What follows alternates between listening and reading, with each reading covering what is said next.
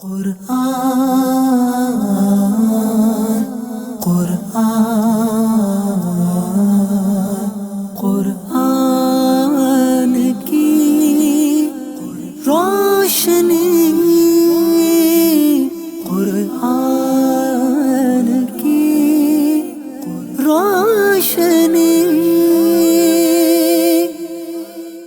الحمدللہ رب العالمین والصلاة والسلام علی سید المرسلین اما بعد فاعوذ باللہ من الشیطان الرجیم بسم اللہ الرحمن الرحیم الصلاة والسلام علیک یا رسول اللہ وعلی آلک واصحابک یا حبیب اللہ الصلاة والسلام علیک یا نبی اللہ وعلی آلک واصحابک یا نور اللہ۔ اللہ پاک کے سب سے آخری نبی صلی اللہ علیہ وسلم ارشاد فرماتے ہیں، اس نے مجھ پر ایک بار درود پاک پڑھا، اللہ پاک اس پر 10 رحمتیں نازل فرماتا ہے۔ صلو علی الحبیب صلی اللہ علی محمد وعلی آلہ وصحبہ وبارک وسلم۔ آئیے قرآن پاک سے پہلے کچھ آیتیں ان کا ترجمہ و تفسیر سنتے ہیں، انشاءاللہ اس کی برکتیں حاصل کرتے ہیں۔ اعوذ باللہ من الشیطان الرجیم بسم اللہ الرحمن الرحیم۔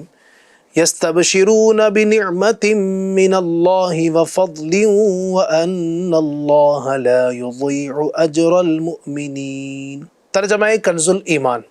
خوشیاں مناتے ہیں اللہ کی نعمت اور فضل کی، اور یہ کہ اللہ ضائع نہیں کرتا اجر مسلمانوں کا۔ ترجمہ کنز العرفان۔ وہ اللہ کی نعمت اور فضل پر خوشیاں منا رہے ہیں اور اس بات پر کہ اللہ ایمان والوں کا اجر ضائع نہیں فرمائے گا۔ تفسیر۔ شہداء اللہ پاک کے فضل اور اس کی نعمت پر خوشیاں مناتے ہیں اور ان کے ہر زخم کے بدلے اللہ تعالیٰ کی رحمت کی بارشیں ان پر نازل ہوتی ہیں۔ آئیے شہداء کرام کے کچھ فضائل آپ کے سامنے بیان کرتا ہوں۔ حضرت ابو ہریرہ رضی اللہ تعالیٰ عنہ سے روایت نبی اکرم صلی اللہ علیہ وسلم نے ارشاد فرمایا، جس کسی کے راہ خدا میں زخم لگا وہ قیامت کے دن ویسا ہی آئے گا جیسا زخم لگنے کے وقت تھا، اس کے خون میں خوشبو مشک کی ہوگی اور رنگ خون کا۔ حضرت ابو ہریرہ رضی اللہ تعالیٰ عنہ سے روایت ہے، سرکار دو عالم صلی اللہ علیہ وسلم نے ارشاد فرمایا، شہید کو قتل سے تکلیف نہیں ہوتی مگر ایسی جیسی کسی کو ایک خراش لگے۔ سبحان اللہ۔ حضرت عبداللہ بن عمر رضی اللہ عنہما سے روایت ہے، حضور اقدس صلی اللہ تعالی علیہ وآلہ وسلم نے ارشاد فرمایا، شہید کے تمام گناہ معاف کر دیے جائیں گے سوائے قرض کے۔ اللہ اکبر۔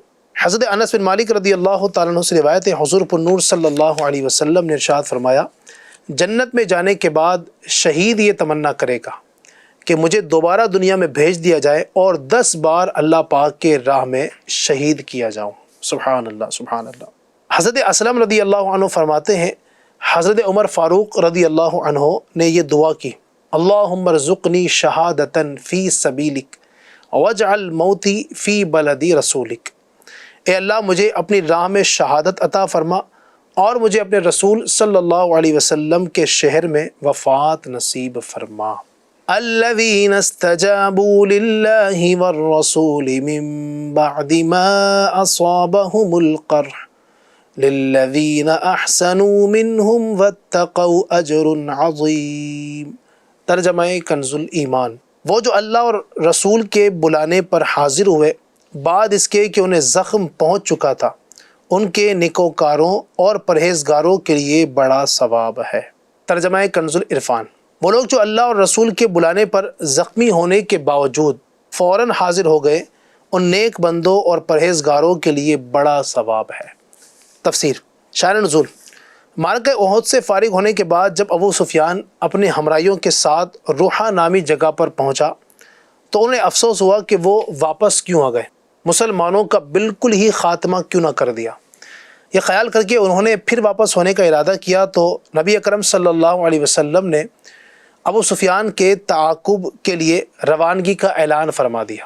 صحابہ کرام رضی اللہ عنہم کی ایک جماعت جن کی تعداد 70 تھی، حضور اقدس صلی اللہ علیہ وسلم کے اعلان پر پھر سے حاضر ہو گئے۔ سبحان اللہ۔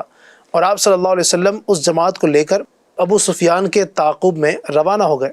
جب پیارے آقا صلی اللہ علیہ وسلم حمراء الاسد نامی جگہ پر پہنچے جو مدینہ منورہ سے 8 میل کے فاصلے پر ہے، تو وہاں معلوم ہوا کہ مشرکین خوف زدہ ہو کر بھاگ گئے ہیں اس واقعے کے متعلق یہ آیت کریمہ نازل ہوئی۔ اس آیت میں صحابہ کرام رضی اللہ عنہم کی عظمت و ہمت کا بیان بھی ہے کہ زخموں سے چور چور ہونے کے باوجود سرکار دو عالم صلی اللہ علیہ وسلم کے حکم پر فوراً حاضر ہو گئے۔ الذین قال لهم الناس ان الناس قد جمعوا لكم فاخشوهم فزادهم ایمانا وقالوا حسبنا الله ونعم الوکیل فانقلبوا بنعمة من الله وفضل لم يمسسهم سوء واتبعوا رضوان الله واللہ ذو فضل عظیم۔ ترجمہ کنز الایمان، وہ جن سے لوگوں نے کہا کہ لوگوں نے تمہارے لیے جتھا جوڑا تو ان سے ڈرو، تو ان کا ایمان اور زائد ہوا اور بولے اللہ ہم کو بس ہے اور کیا اچھا کارساز۔ تو پلٹے اللہ کے احسان اور فضل سے کہ انہیں کوئی برائی نہ پہنچی اور اللہ کی خوشی پر چلے اور اللہ بڑے فضل والا ہے۔ ترجمہ کنز العرفان، یہ وہ لوگ ہیں جن سے لوگوں نے کہا کہ لوگوں نے تمہارے لیے ایک لشکر جمع کر لیا ہے، سو ان سے ڈرو، تو ان کے ایمان میں اور اضافہ ہو گیا اور کہنے لگے ہمیں اللہ کافی ہے اور کیا ہی اچھا کارساز ہے۔ پھر یہ اللہ کے احسان اور فضل کے ساتھ واپس لوٹے، انہیں کوئی تکلیف نہ پہنچی اور انہوں نے اللہ کی رضا کی پیروی کی اور اللہ بڑے فضل والا ہے۔ تفسیر: الذین قال لهم الناس، یہ وہ لوگ ہیں جن سے لوگوں نے کہا۔ شان نزول: احد سے واپس ہوتے ہوئے ابو سفیان نے نبی کریم صلی اللہ علیہ وسلم کو پکار کر کہا تھا کہ اگلے سال ہماری آپ کی مقام بدر میں لڑائی ہوگی۔ پیارے آقا صلی اللہ علیہ وسلم نے ان کے جواب میں فرمایا انشاءاللہ۔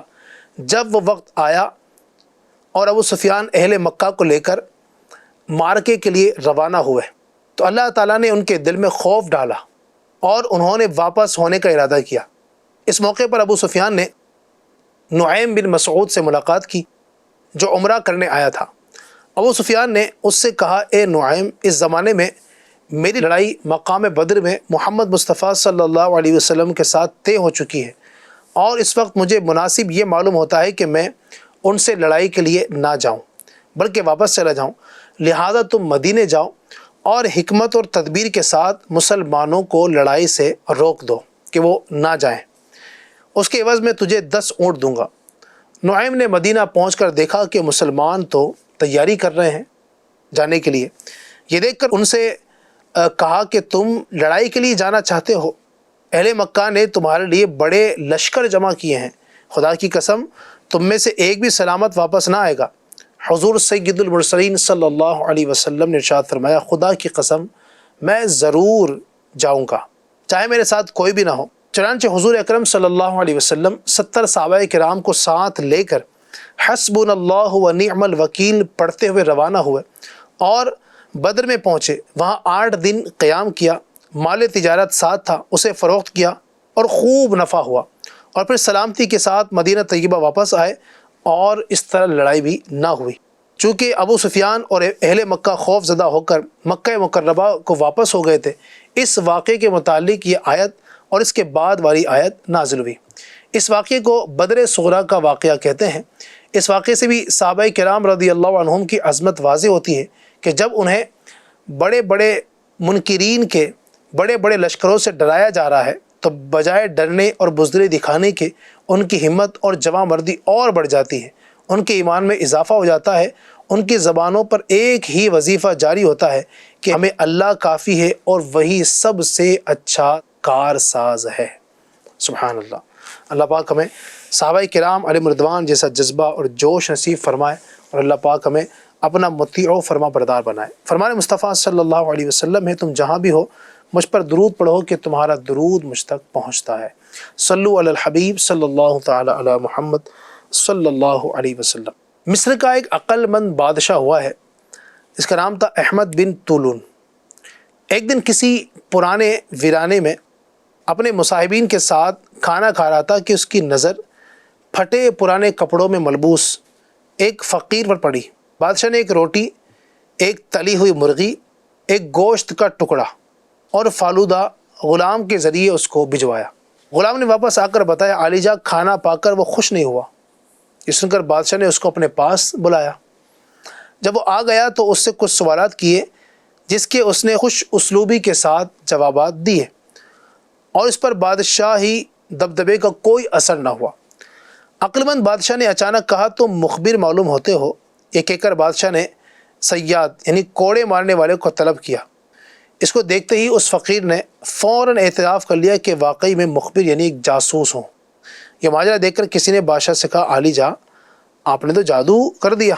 عقل مند بادشاہ بولا کوئی جادو نہیں کیا، میں نے اسے اپنے قیافے سے پکڑا ہے، کیونکہ کھانا اس قدر عمدہ تھا کہ جو ڈٹ کر کھا چکا ہو اس کے منہ میں بھی دیکھ کر پانی بھرا ہے اور وہ اس کی طرف راغب ہو جائے، مگر ظاہری بدحالی کے باوجود اس نے اس کھانے کی جانب کوئی توجہ نہ دی۔ مزید عام آدمی شاہی روب دبدبے کو دیکھ کر تھر تھرا جاتے ہیں، مگر یہ بے باکی کے ساتھ گفتگو کر رہا تھا، اس لیے اندازہ ہوا کہ یہ جاسوس ہے، کیونکہ جاسوس کی مخصوص خطوط پر تربیت کی جاتی ہے۔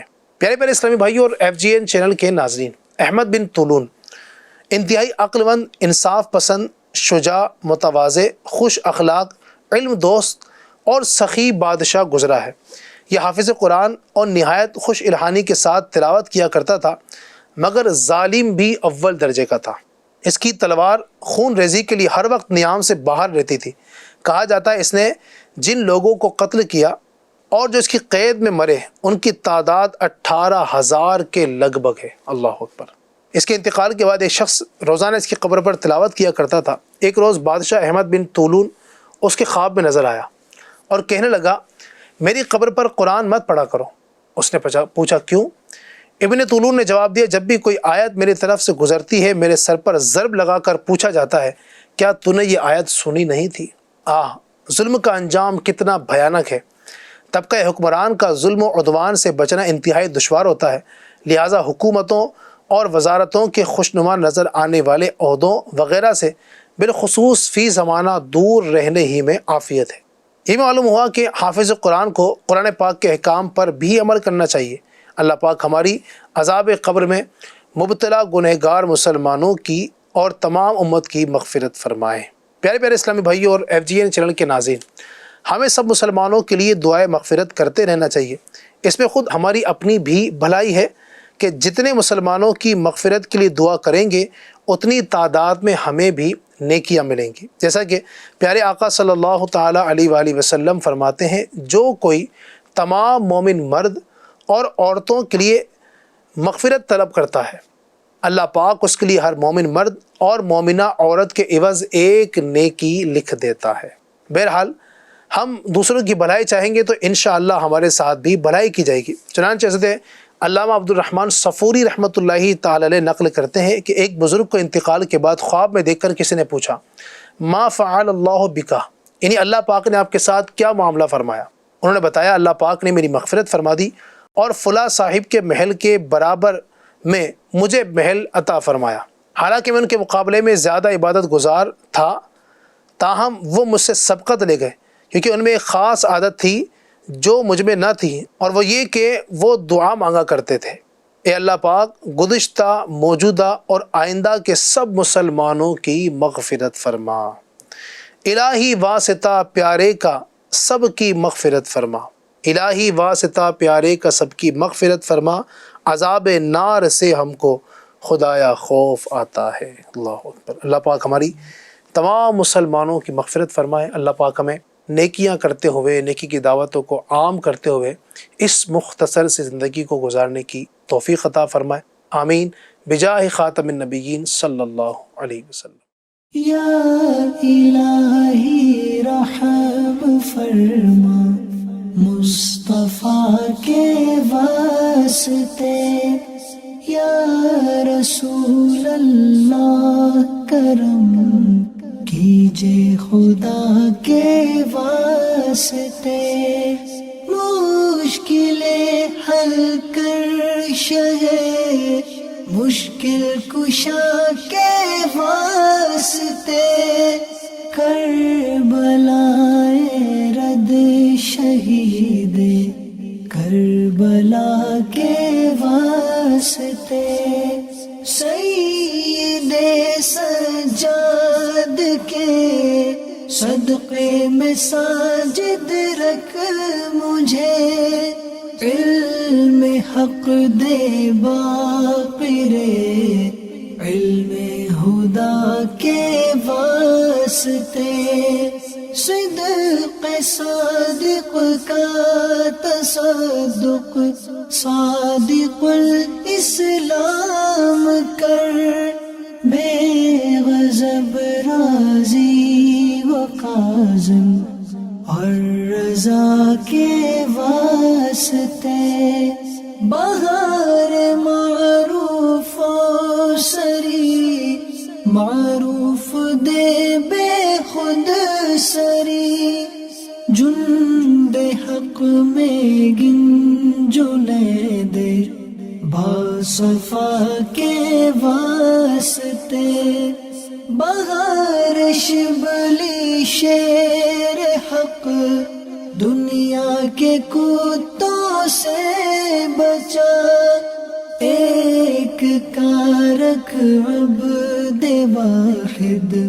بیریا کے واسطے، بل فرح کا صدقہ کر، غم کو فرح دے حسن و سعد، بل حسن اور بو سعید سعد ذا کے واسطے، قادری کر قادری رکھ، قادریوں میں اٹھا، قدر عبد القادر قدرت نما کے واسطے، احسن اللہ لہم رزقا سے دے رزق حسن، بندہ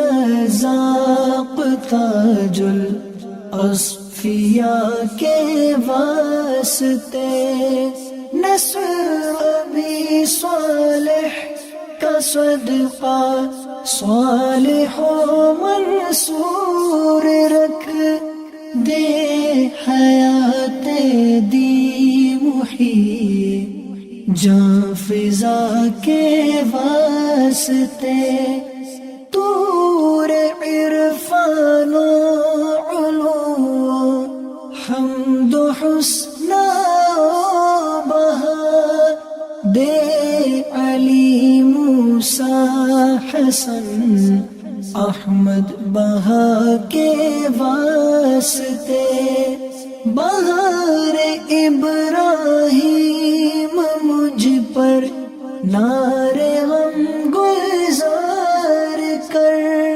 بھیک دے داتا بیکاری بادشاہ کے واسطے، خانہ دل کو زیادے روئے ایمان کو جمال، شہزیہ مولا جمال الاولیاء کے واسطے، دے محمد کے لیے روزی کا رحمت کے لیے، خوان فضل اللہ سے حصہ گدا کے واسطے، دین و دنیا کے مجھے برکات دے برکات سے،